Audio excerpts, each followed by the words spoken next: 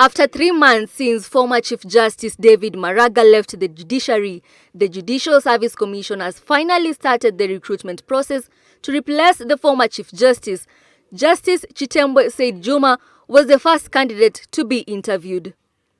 Justice CHITEMBWE hit news headlines on April 25th last year when he set free Martin Charo, who was 24 years of old age then, who had been sentenced to 20 years of prison for defiling a 13-year-old.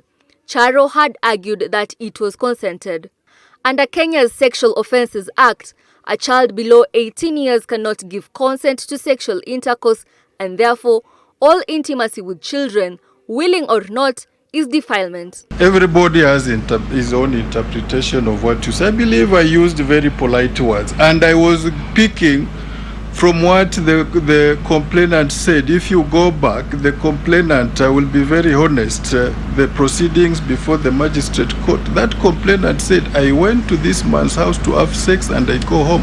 And here we are with the people who are friends, and now it's not a marriage, this is a friendship which has been subsisting for over 3 years. The facts are clear there.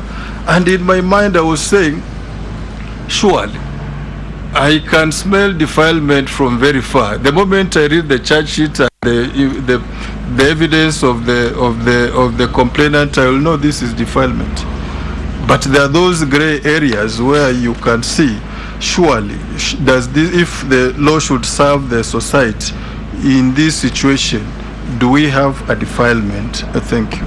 Despite the provisions of the law, Judge CHITEMBWE overturned the 20-year jail term that a magistrate had given Charo and freed him. Today, he sat before the Judicial Service Commission explaining his reasons to do so. This is what the law says. But what is the practicality?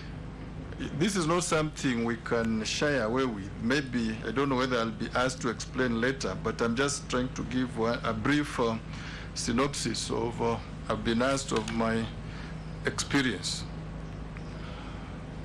How do you take a 19-year-old young man to 15 years in jail for having had a relationship with a 17-year-old girl? How? I've tried to read quite widely on this issue. I've seen an example in America where they call the Romeo and Juliet laws, where they have the statutory rape, but they also have some exceptions. So we needed to come up with this. So in my own practical approach to the law, there is section 8.5 and 8.6 which gives a defense to this offense of defilement. Displacing justice within reasonable time is his agenda title in case he wins the mantle of becoming the next Chief Justice of the Republic of Kenya. As he says, there are lots of cases piling and waiting for hearing. My transformative leadership agenda will be to dispense justice within reasonable time, and I will come up with the timelines. To me, a new file, we have put 1 year, which is the current situation.